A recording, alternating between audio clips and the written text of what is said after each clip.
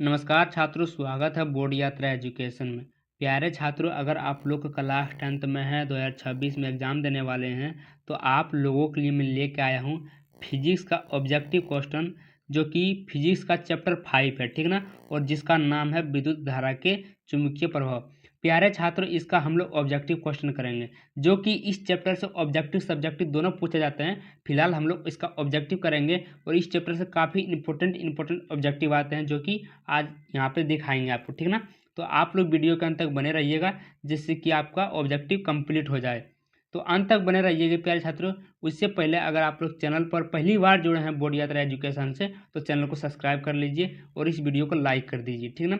Share करना है तो कर लीजिए, नहीं तो नहीं कीजिए। तो पहला क्वेश्चन करते हैं बिना देरी के। पहला क्वेश्चन क्या है समझिएगा। पहला क्वेश्चन है, अगर मेरी बातों को ध्यान से सुनेंगे तो आपको एक बार में याद हो जाएगा, ठीक ना। क्या बोल रहा है?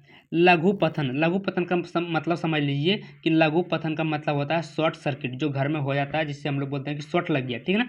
तो लघु पथन के समय परिपथ में विद्युत धारा का मान जो होता है क्या होता है? कम हो जाता है, परिवर्तित नहीं होता है, बहुत अधिक बढ़ जाता है, या निरंतर परिवर्तित होता है। जब शॉर्ट सर्किट लगता है घर में तो विद्युत धारा जो है बहुत अधिक बढ़ जाता है, ठीक ना। तो यहाँ पे ऑप्शन नंबर सी बिल्कुल सही आंसर हो जाएगा। दूसरे नंबर की ओर चलते हैं। दूसरा नंबर है, विद्युत जनित का सिद्धांत आधारित है। विद्युत जनित का सिद्धांत किस पर आधारित है प्यारे छात्रों? तो विद्युत चुंबकीय प्रेरण पर आधारित है। यहाँ पे ऑप्शन नंबर बी बिल्कुल सही आंसर हो जाएगा, ठीक ना। तीसरा नंबर है यहाँ पर, विद्युत चुंबकीय प्रेरक की खोज किसने की? इंपॉर्टेंट है। विद्युत चुंबकीय प्रेरक की खोज किसने की? तो फैराडे ने की। यहाँ पे ऑप्शन नंबर ए बिल्कुल सही आंसर हो जाएगा। और फैराडे का सिद्धांत 2 नंबर में पूछता है, लघुत्तरी में पूछता है, तो सब्जेक्टिव भी लाएंगे, उससे भी जुड़िएगा। 4वां नंबर है यहाँ पर, बैटरी से किस प्रकार की धारा प्राप्त होती है? मैं बता दूं कि किस तरह के बैटरी की बात हो रही है। जैसे आप लोग इन्वर्टर सुने होंगे, ठीक है ना, जो मोबाइल का बैटरी होता है। इस तरह के बैटरी में ना जो धारा प्राप्त होती है वह दृष्ट धारा प्राप्त होती है, ठीक ना। तो यहाँ पे ऑप्शन नंबर ए बिल्कुल सही आंसर हो जाएगा। और जो प्रत्यावर्ती धारा है यह ट्रांसफार्मर से प्राप्त होती है, ठीक ना, जो कि हमारे घरों में बिजली जल रही है फिलहाल। 5वां नंबर है यहाँ पर, डायनमो से किस प्रकार की धारा प्राप्त होती है? डायनमो से किस प्रकार की धारा प्राप्त होती है? मैं बता दूं कि डायनमो कहाँ लगता है। आप लोग जनरेटर देखे होंगे, उसके आगे जो रहता है चकुट जैसा, वहाँ पर देखे होंगे डायनमो में, जिससे कि तार निकलती है, ठीक ना, उसी को डायनमो कहते हैं। तो डायनमो से किस प्रकार की धारा प्राप्त होती है? तो दृष्ट धारा और प्रत्यावर्ती धारा दोनों प्राप्त होती है। इसका मतलब ऑप्शन नंबर सी बिल्कुल सही आंसर हो जाएगा, ठीक ना। 6 नंबर की ओर चलते हैं। छठा नंबर है यहाँ पर, विद्युत विद्युत चुम्बक बनाने के लिए प्राय किस प्रकार के छड़ का उपयोग होता है? जब विद्युत चुम्बक बनाते हैं प्यारे छात्रों, तो किस प्रकार का छड़ का उपयोग होता है? तो नरम लोहा का उपयोग होता है। यहाँ पे ऑप्शन नंबर सी बिल्कुल सही आंसर हो जाएगा, ठीक ना, 100% सही है। 7वां नंबर है यहाँ पर, हमारे घरों में जो विद्युत आपूर्ति की जाती है वह है, ठीक ना। यहाँ क्या बोल रहा है? हमारे घरों में जो विद्युत आपूर्ति की जाती है वह समझ लिए कि कितना वोल्टेज का है, यही पूछ रहा है। तो 7 नंबर का हो जाएगा ऑप्शन नंबर सी, 220 वोल्ट पर प्रत्यावर्ती धारा होती है, जो कि ट्रांसफार्मर से आती है, ठीक ना। तो यहाँ पे ऑप्शन नंबर सी बिल्कुल सही आंसर हो जाएगा। दृष्ट धारा नहीं होगा, 220 वोल्ट प्रत्यावर्ती धारा होगा। दोनों दिया है यहाँ पर, दृष्ट धारा प्रत्यावर्ती दोनों दिया है, तो याद रखिएगा।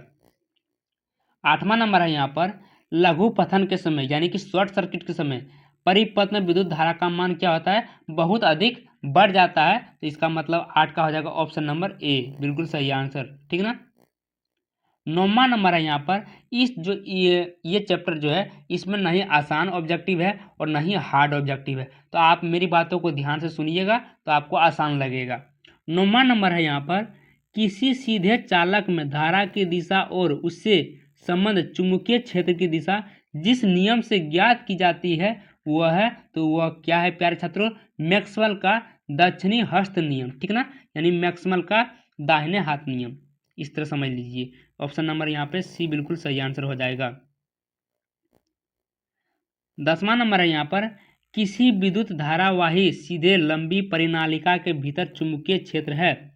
किसी विद्युत धारावाही सीधे लंबी परिनालिका के भीतर विद्युत चुंबकीय क्षेत्र जो है क्या है? सभी बिंदुओं पर समान होता है। तो यहाँ पे ऑप्शन नंबर ए बिल्कुल सही आंसर हो जाएगा।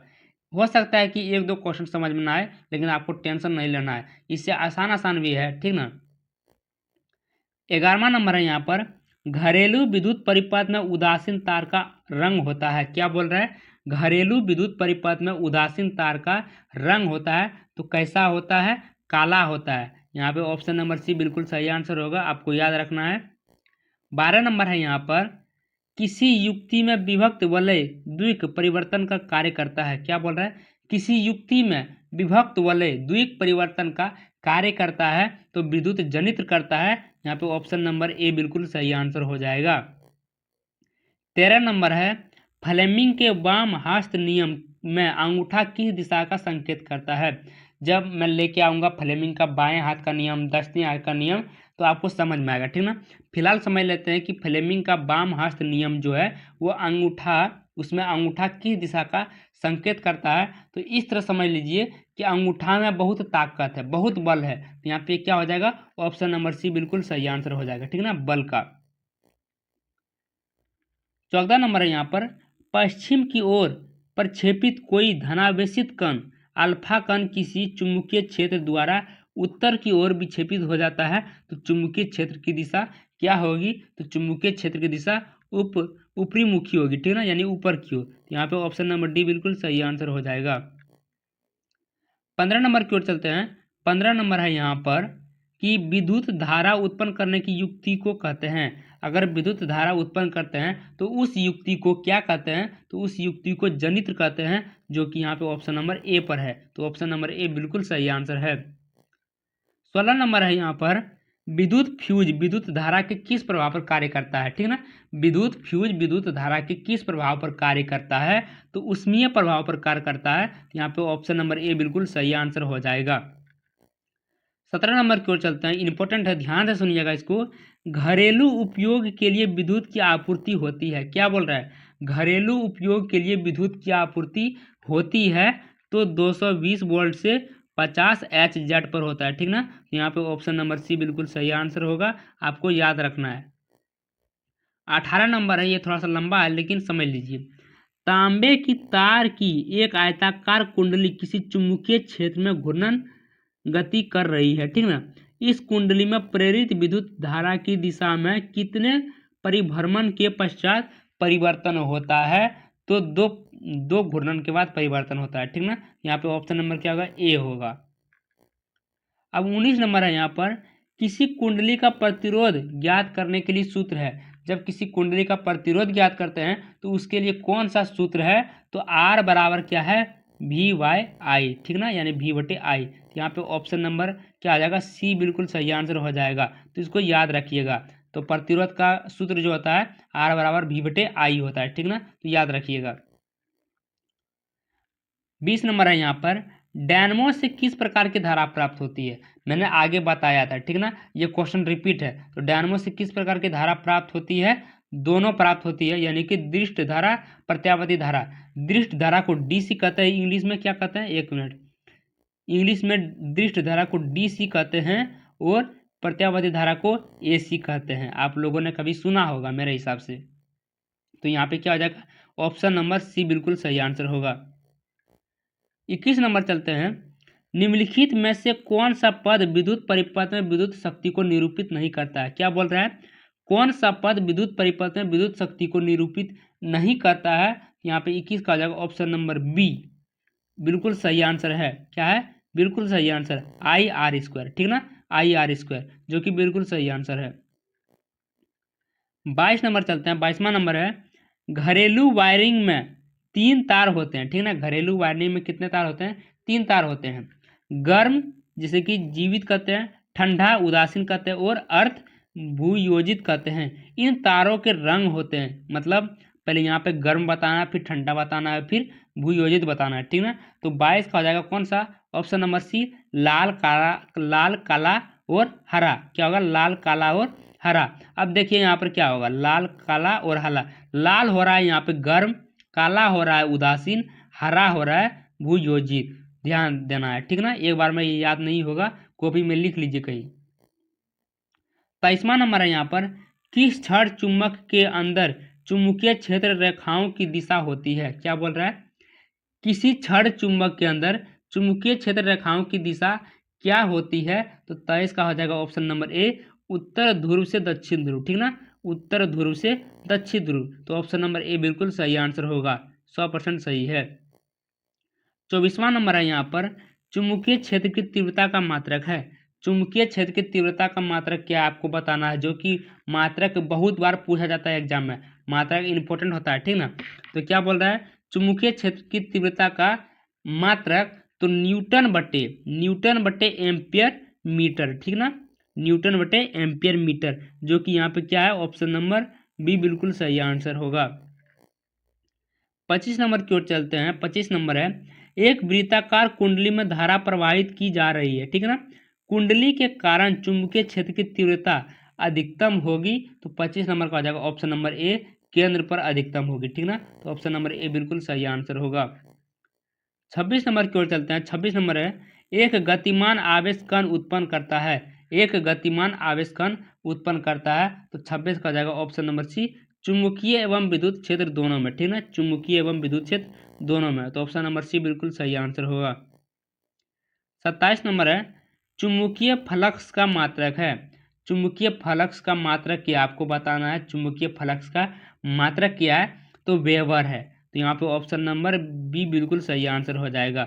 याद रखिएगा, इंपॉर्टेंट है, एग्जाम में बहुत बार पूछ चुका है। अगर आप लोग क्वेश्चन बैंक उल्टा के देखेंगे तो बहुत बार आया है।